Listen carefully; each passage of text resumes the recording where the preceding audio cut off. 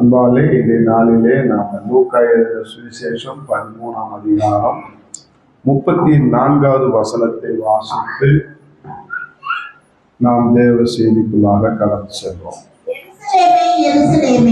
எருசலேமே எருசலேமே, தீர்க்கதரிசிகளை கொலை செய்து உன்னிடத்தில் அனுப்பப்பட்டவர்களை கல்லெறிகிறவர்களே, கோழி தன் குஞ்சுகளை தன் சிறகுகளின் கீழே கூட்டி சேர்த்துக் கொள்ளும் வண்ணமாக நான் எத்தனை தரமோ உன் பிள்ளைகளை கூட்டி சேர்த்துக் கொள்ள மனதாயிருந்தேன், உங்களுக்கோ மனதில்லாமல் போயிற்று. அதனாலே இந்த வார்த்தை இன்றைக்கு ஒரு வித்தியாசமான கோணத்தில் ஆண்டு நம்மோடு இடைபடுகிறார்.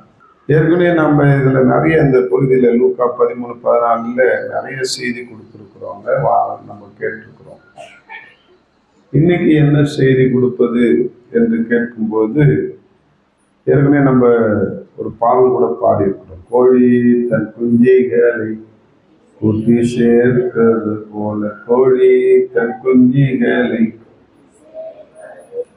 கூவி அழைக்கிறார் ஜீவன் தந்த ரட்சகர், கூவி அழைக்கிறார் ஜீவன் தந்த ரட்சகர், சாக்கு போக்கு சொல்லாமல் ஜல்தியா ஓடி வந்து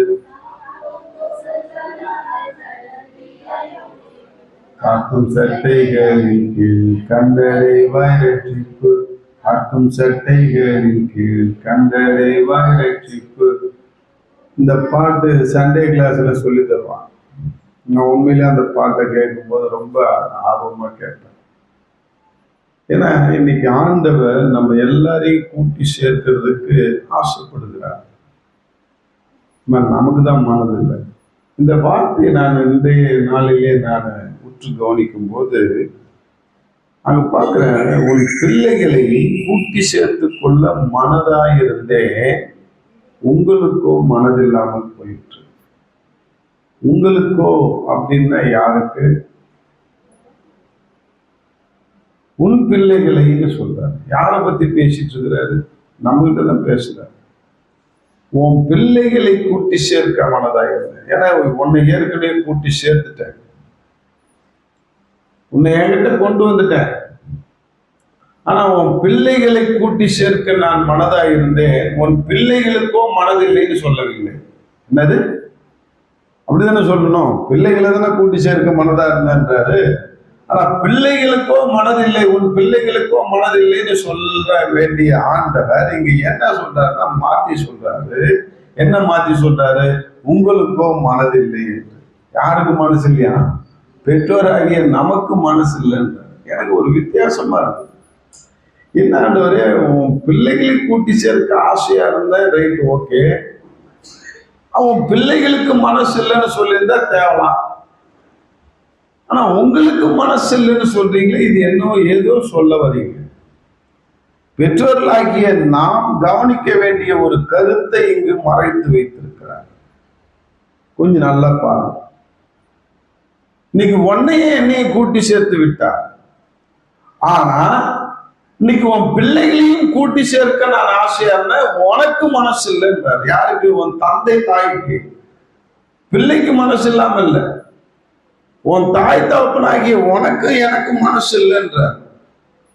அது என்ன அர்த்தம்? இன்னைக்கு தலைப்பே மனதாக இருந்தேன் மனதில்லாமல் போயிற்று. மனதாக இருந்தேன் மனதில்லாமல் போயிற்று. யாருக்கு? பெற்றோராகிய நமக்கு மனதில்லாமல் போயிட்டான். உங்களுக்கோ மனதில்லைன்னா என்ன அர்த்தம் அப்படின்னாக்கா, அப்ப பிள்ளைகளை ஆண்டவர் கூட்டி சேர்க்கிறதுக்கு அவரு ஆசைப்படுறாரு, நமக்கு அதுல விருப்பம் இல்லை. பெற்றோராகிய நமக்கு அதுல விருப்பம் இல்லை என்று பார்க்கிறோம். அன்பாலே, இந்த வார்த்தையை நான் காலையில அதிகாலையில தியானிச்சுட்டு இருக்கும் போது எனக்கு ஒரு நடந்த சம்பவம் தான் ஞாபகத்துக்கு. ஒரு வாலிப பையனை ஆண்டவருக்குள்ளாக கொண்டு வரணும்னு நினைச்சுக்கிட்டு அவனுக்கு சத்தியத்தை சொல்லிட்டு வரேன். அப்படி சொல்லிட்டு வரும்பொழுது அவங்க அப்பா சொல்றாரு மகன்கிட்ட, தம்பி கேசவன் பேச்சை கேட்டுட்டு மட்டும் அங்க போயிடாங்க.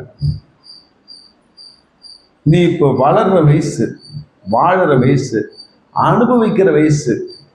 நல்ல சினிமா தேட்டருக்கு போ, நல்ல பண்ருட்டியில் இருக்கிற ஒரு கோயில் விடாத, எல்லா கோயிலுக்கும் போய் சைட் அடி. எது கோயிலுக்கு போகணுமா? பக்தி பரவசத்துக்கு அங்க தெய்வத்தை கும்பிடுறது கிடையாது. நீ நல்லா போய் என்ஜாய் பண்ணு, உன் வாழ்க்கையை என்ஜாய் பண்ணு, இந்த வாலிப வயசை என்ஜாய் பண்ணு.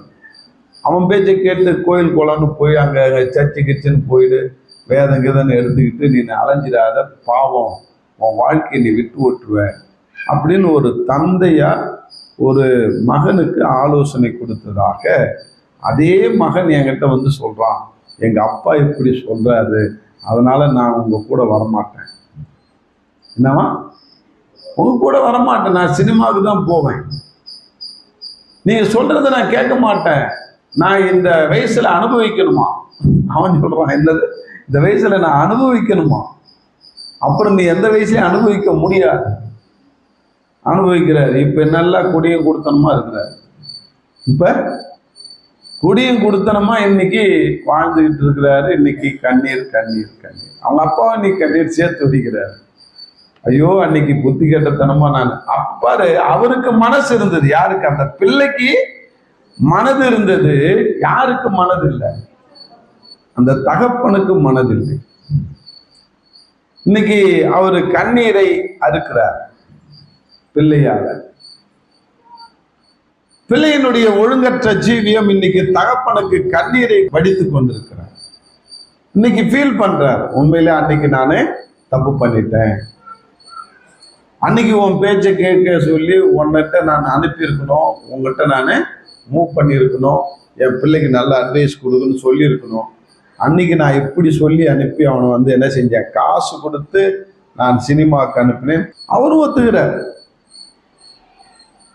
இக்காலத்துல இப்படியும் பெற்றவர்கள் இருக்கிறார்.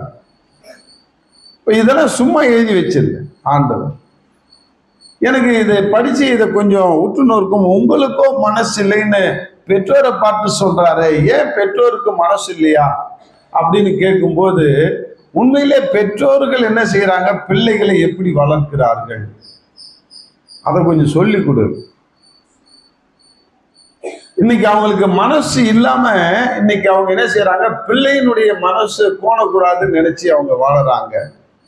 பிள்ளைகளுடைய மனசு கோணால அடிச்சு வளர்க்குற வயசுல அடிச்சு வளர்த்தாக்கா பிள்ளை ஆசீர்வாதமா இருப்பான் என்பது தெரியல. பாசம் கண்ணை மறைக்குது, பாசம் கண்ணை மறைக்குது. அதனால நீ அப்படி அவங்களுக்கு சொல்லி கொடுக்காத, இந்த இதுல மறைந்து கிடக்கிற சத்தியத்தை சொல்லி கொடு அப்படின்னா. அதனால இன்னைக்கு நம்ம ஒரு 4 ஸ்டேஜிய இன்னைக்கு சண்டே கிளாஸுக்கு பிள்ளைங்களை அனுப்புறோமா அப்படின்னாக்கா கொஞ்சம் யோசிச்சு பாருங்க. யூத் மீட்டிங்க்கு நம்ம பிள்ளைகளை அனுப்புறோமா கொஞ்சம் யோசிச்சு பாருங்க. மெயின் மீட்டிங்க்கு பிள்ளைகளை போக சொல்லி வற்புறுத்துறோமா கொஞ்சம் யோசிச்சு பாருங்க.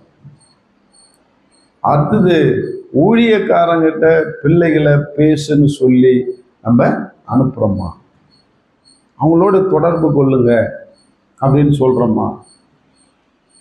இதெல்லாம் யார் செய்யறாங்களோ நிச்சயமா அந்த பிள்ளை கடவுளுக்குள்ளாக வளரும்.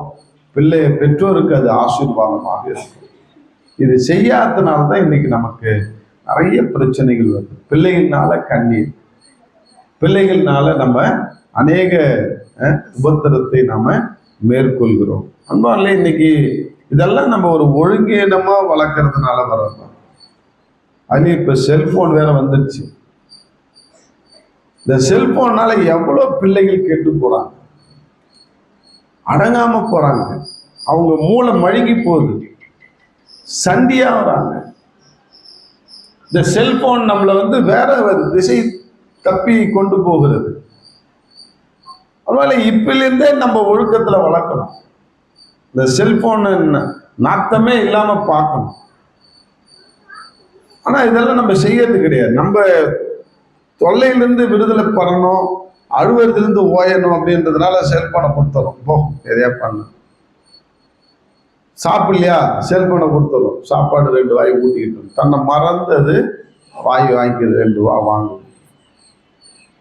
அப்போ இந்த செல்போனுக்கு நம்மளே பிள்ளைகளை என்ன செய்யறோம், பழகி வைக்கிறோம். அது அடம் பிடிக்குதுன்றதுனாலே, அழுவுதுன்றதுனாலே அதை தூக்கி வச்சுட்டு கொஞ்சம் தூரம் போய் அதுக்கு வேற அது மூட மாத்தாம அந்த செல்போனுக்கு அடிமையாகவே மாற்றுகிறோம். இன்னைக்கு நிறைய குழந்தைகள் இன்னைக்கு வாழ்க்கையை வீணாக்கி கொண்டிருக்கிறார்கள். அன்பால் இது நான் அனுபவத்தில் தான் சொல்றேன். இன்னைக்கு நிறைய பிள்ளைகள் இன்னைக்கு செல்போனுக்கு அடிமை. சைக்காலஜி படிச்சுட்டு இருக்கிறேன். இப்போ அந்த கிளாஸ்ல சைல்டு சைக்காலஜி, குழந்தைகளுடைய மனநலத்தை குறித்து ஒரு டாக்டரேட் படித்தவங்க நடத்துகிறாங்க. கிட்டத்தட்ட அந்த வகுப்பை அட்டன் பண்ணுறவங்க ஒரு 50-60 பேர் அட்டன் பண்ணுறாங்க. எல்லாமே பேரண்ட்ஸ் தான், எல்லாமே கல்யாணம் ஆகி குழந்தை பெற்றவங்க தான். அவங்க கேட்குறாங்க, எத்தனை பேர் உங்கள் பிள்ளைகள் செல்போனுக்கு அடிமையாக இருக்குன்னா எல்லாம் கை தூக்குறாங்க. நீங்க எப்படியாக அடிமைப்படுத்தி கொண்டிருக்கிறான் பாருங்க. இதுலேருந்து அவங்களை எப்படி ரெக்கவரி கொண்டு வர்றதுன்னு தெரியாம முழிக்கிறாங்க. உண்மையிலே நான் சொன்னேன் உங்களுக்கு, அந்த பிள்ளைய சின்ன வயசுலேருந்து அந்த செல்போனுக்கு அடிமையாகி கேம் விளையாடி இன்னைக்கு மனநிலை பாதிக்கப்பட்டு இன்னைக்கு நல்ல வாலிப வயசுல வேலைக்கு படிச்சுட்டு நல்ல வேலைக்கு போற வயசுல இன்னைக்கு மென்டல் ஆகி வீட்டில் உட்காந்துருக்கான். இன்னைக்கு எத்தனையோ வீடியோ கிளிப் வருது, பாக்குறீங்க. அப்படியே இப்படியே கையை வச்சுக்கிட்டே இருக்கிறான் ஒருத்தன், வாலிப பையன் மனநிலை பாதிக்கப்பட்டு இப்படியே கையை வச்சுட்டே இருக்கலாம். ஒருத்தன் என்ன சுடா சுடா சுடா சுடா சுடா சுடா வரான் ஓடிப்போ இப்படி சொல்லிக்கிட்டே கிடக்கலாம். நிறைய பேர் பார்க்கலாம். ஏன்? அடிமைத்தனம். அன்பாலே இன்னைக்கு நம்ம எப்படியாக அவங்களை பிள்ளைகளை வளர்க்க. நீதிமொழிகள்ல ஒரு வார்த்தை எனக்கு ஞாபகம், 13:24 படிங்களேன். பெரம்பை கையாளாதவன் தன் மகனை பகைக்கிறான், அவன் மேல் அன்பாய் இருக்கிறவனோ ஏற்கனவே தண்டிக்கிறான். அதை விட்டுருங்க. பெரம்பை கையாளாதவன் என்ன செய்யறானா, மகனை என்ன செய்யறானா, பகைக்கிறான். பெரம்பை கையாளாததுனால ஒரு தப்பும் நடக்காது. நீ பெரம்பு எடுக்க வேண்டிய இடத்துல எடுத்துதான் ஆகணும். சும்மா அவனை கண்ணாபுண்ணான்னு அடிக்கிறது பாருங்க. உங்களுக்கு கோவம் வந்துச்சுன்னா பிள்ளைகள் என்ன செய்யணும்னா கண்ணு முன்னு தெரியாம அடிக்கிறோம். கையால பிள்ளைகளை அடிக்கிற வேலையை விட்டுரு. பெற்றோர்களாக நீங்க ஒரு பெரம்பு ஒண்ணு வச்சுங்க, அவன் கண்ணு எதுக்கு அங்க வச்சுங்க. தப்பு பண்ணா அப்பா அந்த பெரம்பால ஒன்று அடிப்பேன்னு சொல்லி பயங்காட்டி வராங்க. அந்த பெரம்பை எடுக்கும்போது அவன் பயந்துருவான். எடுத்து கையை நீட்ட சொல்லி கையில மட்டும் அடிங்க, இல்லைன்னா திரும்பி காலில் இப்படி அடிங்க, இந்த கண்ட சதையில அடி. ஒன்னாகாது. முதுகுலையோ கன்னத்திலையோ தலையிலையோ அவனை அடிக்காது.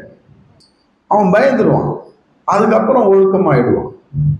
ஆனா நாம என்ன செய்யறோம்னா அவனை செல்லம் கொஞ்சிக்கிட்டு போனை கொடுத்துக்கிட்டு அவனுக்கு கேட்கறதெல்லாம் வாங்கி கொடுத்துட்டு திடீர்னு உனக்கு மீறி ஏதாவது செஞ்சுட்டானாக்கா கண்ணு முன்னு தெரியாம அடிப்போம். முதுகுல மூஞ்சில எல்லாத்துலயும் கோவம் வர மாதிரி அடிச்சுப்போம். ஸோ இந்த மாதிரி அடிக்காத. அதுக்கு என்ன செய்யணும்னா பேசிக்கா நீ ஒரு கழியை தயார் பண்ணி, இன்னைக்கு தானியேல் அதை தான் செஞ்சாருன்னு அவருடைய வாழ்க்கை சரித்திரத்திலே சொல்லப்படுகிறது. தானியேல் பிள்ளைகளை மிரட்டுவதற்காக ஒரு குச்சி வச்சிருவாராம், பிரம்பு. பார் அப்பா அதை எடுத்தன்னா அவ்வளோதான், உன் கதை கண்டது. இப்போ ஒழுங்கா சாப்பிடு, ஒழுங்கா செய், ஒழுங்கா ஹோம்ஒர்க் பண்ணு. அதை எடுத்துருவார். அவர் ஆசிரியராக இருந்தவர், அதனால அதை கரெக்டாக சைல்டு சைக்காலஜி அவருக்கு தெரிஞ்சதுனால கரெக்டாக வளர்த்தார். பிள்ளைகளை கண்டிஷனாக வளர்த்தார். இன்னைக்கு பைபிள் படிச்சாதான் நீ இன்னைக்கு சாப்பிடலாம், இதை ஒப்பிச்சாதான் சாப்பிடலாம் சொல்லி பாருங்களேன். இன்னைக்கு அது சொல்றதே கிடையாது. பைபிள் படிச்சேன் போ, ஒரு வார்த்தை சொல்லு, ஒரு மனப்பாடம் பண்ணி சொல்லு. இக்காலத்து பிள்ளைங்களை நம்ம வளர்க்கறது சரியில்லாம வளர்க்கணும்.